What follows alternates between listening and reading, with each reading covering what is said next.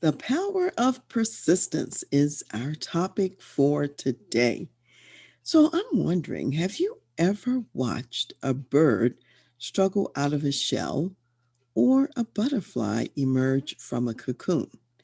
If you have ever watched that, it's actually laborious. That bird is pecking the shell, trying to get out, and it can take quite a bit of time if you're watching it. The same thing with the butterfly coming out of the cocoon. They're both entering completely new worlds than where they were living before. And in the case of the butterfly is emerging as a much more glorious being than a butterfly was prior to becoming a butterfly. Now, sometimes if you are sitting there and you're watching this process, you can have the mistaken notion that, oh, it would be so much better if I helped that bird because he's struggling to peck out of that shell and get out. Or it'd be so much better if I helped the butterfly to get out of the cocoon. Now, in reality, that work that they're doing, that persistence that they're engaging in, even if it takes a long time, is important work to strengthen them for the next level of life that they are entering.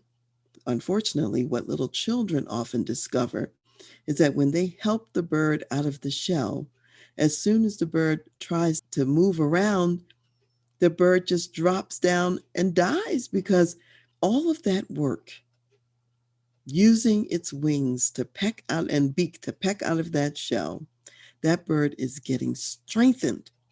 So when you shortcut the process, you actually cause the bird to be weaker.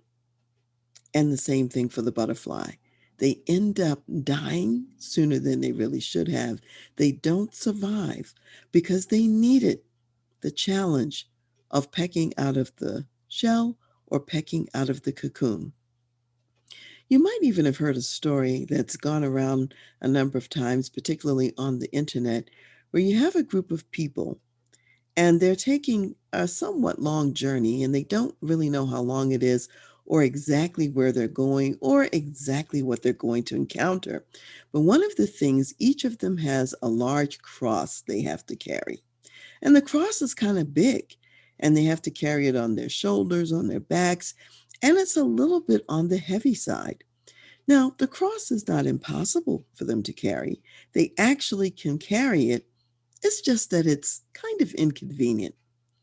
And so some people are thinking to themselves, well, what's the point of carrying this big, heavy cross? I don't need this cross. It's not adding value to my life right now.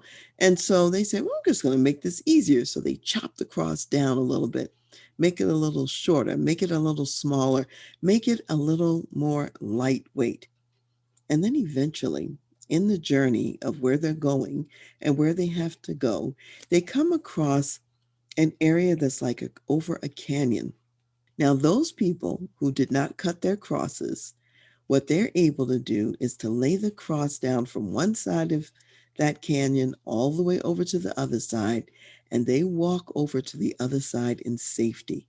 Whereas those who've cut their crosses, they're not able to get across that canyon. They're stuck on the other side. They did not go through the persistence that was necessary to strengthen them, to prepare them, and to have the tools necessary for the next leg of the journey. So, you want to also think about that for your own life because the easy way is not always the best way, nor is it always the most sustainable way for the long term. Yeah, there is work to being persistent and to getting to your next level of development.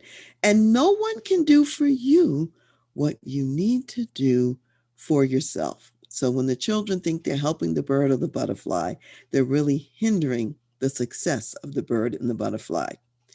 Similarly, how many of you maybe have watched a baby who's going after something that they really want? Now, the difference with babies is they don't always identify the best targets or the safest targets or the right things to go after. However, when a baby is persistent, and I've seen this so many times, because usually I'm wearing some interesting earrings and I'm holding this baby, and the baby gets fascinated by the earrings and wants to go after them.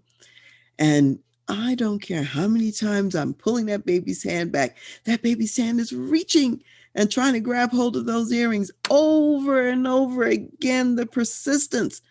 And that baby keeps their eye on the prize. The baby's looking at the earrings, the hands are reaching for them. There's intense focus.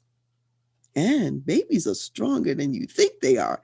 They have very strong strength. If you bat an eyelash and miss that hand reaching out, it's pretty strong. It might be able to snatch the earring out of your ear, which is not a good thing. So when you think about the persistence of the baby, you think about the persistence of the bird, you think about the persistence of the butterfly, and then I'm asking you, what is next for you? And will you give up and go the easy way? How is your persistence today? And how is it building a bridge to your next step?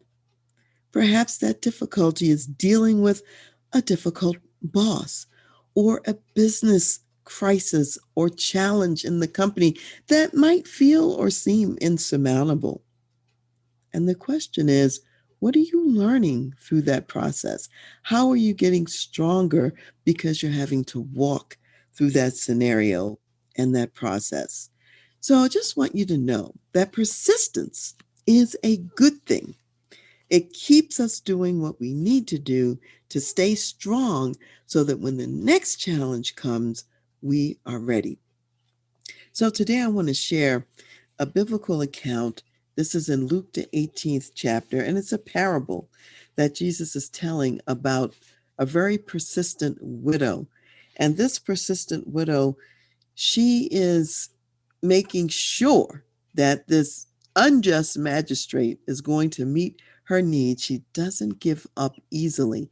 And Jesus uses this parable to encourage us to also be persistent in prayer. Just because you don't see something happen today doesn't mean that God is not moving things around in the heavenlies and something will happen later. So, Luke, the 18th chapter, starting with verse 8, and it says, Then he spoke a parable to them that men always ought to pray and not lose heart, saying, There was in a certain city a judge who did not fear God nor regard man. Now there was a widow in that city, and she came to him, saying, Get justice for me from my adversary. And he would not for a while. But afterward he said within himself, Though I do not fear God nor regard man, yet because this widow troubles me, I will avenge her, lest by her continual coming she weary me. Then the Lord said, Hear what the unjust judge said.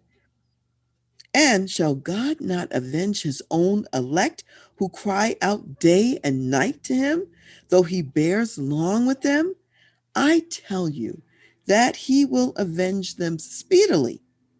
Nevertheless, when the Son of Man comes, will he really find faith on the earth?